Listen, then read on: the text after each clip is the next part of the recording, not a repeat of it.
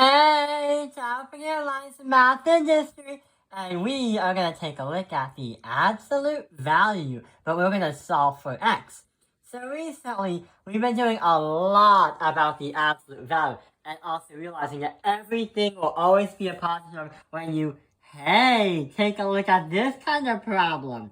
We have absolute value bars inside of 2 minus 4x, 4 divided by x plus 7. Equals 2. And what you might think is, hey, why can't we just solve it out right now? Well, the problem is there are absolute values in the way.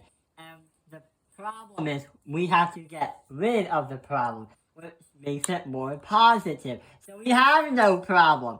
So since absolute value bars have to have positive numbers, that means there could be two answers for what you put in the x to make the equation a true statement. So here's what's supposed to happen. No matter what you put in, like 4 or negative 4 in the absolute values, it will always become the answer of 4, which means that there should be some kind of way to make x equal 2 when you do all this out. So 2 minus 4 over x equals 2, and on the other side, 2 minus 4 over x, 4 over 7, x equals negative 2. So let's see what happens when we try to solve it first. We will fraction bust, and we'll also fraction bust on this side too. I like to do the same strategy on both of them, so you know like what steps and like what's supposed to happen. So 2, 7, 2, I'm going to go with it. That is a good way to have 7. And I'm going to also multiply this by 7. That fraction busting video can be viewed in another video.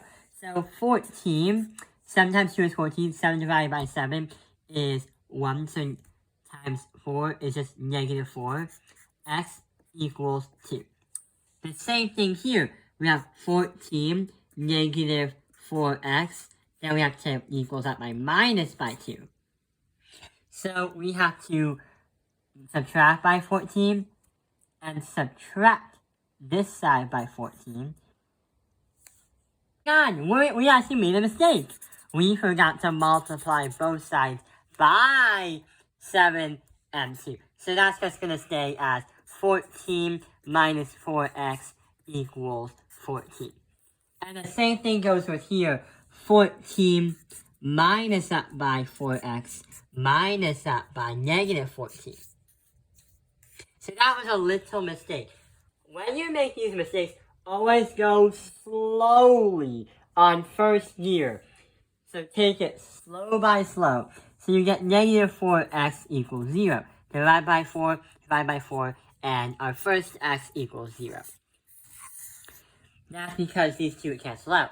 But if you do the same thing, yeah, pretty much 14, 14, 0, negative 4x equals 0. Divide by 4, negative 4, divide by negative 4, 0. So x equals 0 for both of the equations. So basically, yeah, we have two examples. Let's try to solve the next one, which actually will only last about 30 seconds. So take a look at this. We have absolute value bars again. 5x minus 2x equal to negative 1. But this time, there is a little bit of a problem. We said earlier in the video that absolute value bars will always be a positive number, no matter what you put it in. Well, guess what happens? Hey, why can't we just insert 6 into the problem to have... Why can't we just insert negative 3? Why can't we just add in 3 into the problem to make negative 6? And 5 minus 6 equals negative 1. But the problem is, absolute value bars only produce positive numbers, which means we only have a negative number outside the bars, which is equal, which also means that there is no solution.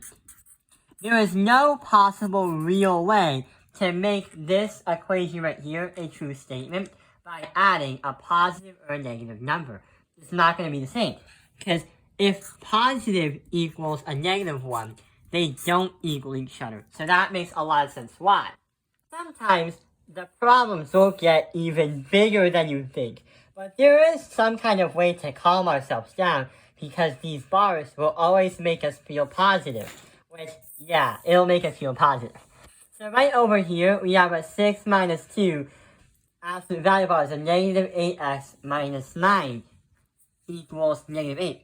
Number one, you might think this is no solution because it's a negative 8. But you have to do a lot more steps to kind of prove how that works. Some other students might do 6 minus 2, but the problem is that negative 2 is connected to something else. Like, you can't do 6 minus 3x, and then you have to do parentheses of distributive property. You can't do that. So here's what happens. Watch and listen closely. So we have 6 and then negative 8. What can we do? 6 minus negative 8, we have to then subtract the 6 into negative 8. So here's what happens. We rewrite the problem to negative 2, then all this stuff, and that's going to equal negative 14. But that negative 2 is still in play. How are we going to get rid of it? So we can divide, because it's always to assume that you multiply this by this. It's not distributive property, but it kind of acts like it. So you have to divide both sides by negative 2. And a negative times a negative is a positive, which means we are clear that this is not a no solution problem. Because we have an idea that this should be some kind of positive number. So it kind of makes a lot of sense. What about now?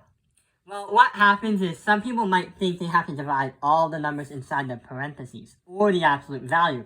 Well, you don't. What you do is you divide the number in front of the absolute value, which is another mistake that many kids make. So here is what's supposed to happen. Two solutions, find the x. So negative 8x minus 9 equals 7. And I'm going to say negative 8x minus 9 equals the negative 7.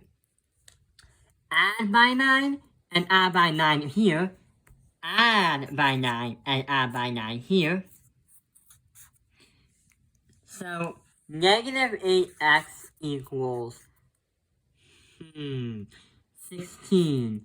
Yeah. Negative 8x is going to equal 2. Negative 7 plus 9 is going to be positive 2. So that's not our answer, but we're getting closer. Divide by negative 8. Divide by negative 8. And we are going to get x equals negative 2. That's going to be our first answer. But since we have a second answer, divide by negative 8. Divide by negative 8. And we get x is equal to negative 1 over 4. Our second answer. That means if you put these two into this equation above, it does make the problem true. And also it makes it into a positive number. So yay! Now we don't have to do any more problems for today, which is actually a positive thing if you really, really hate math. I hope this video has helped you understand absolute value and solving for x when you do that. Thank you for watching Tao Penalized Math Industry. Like and subscribe.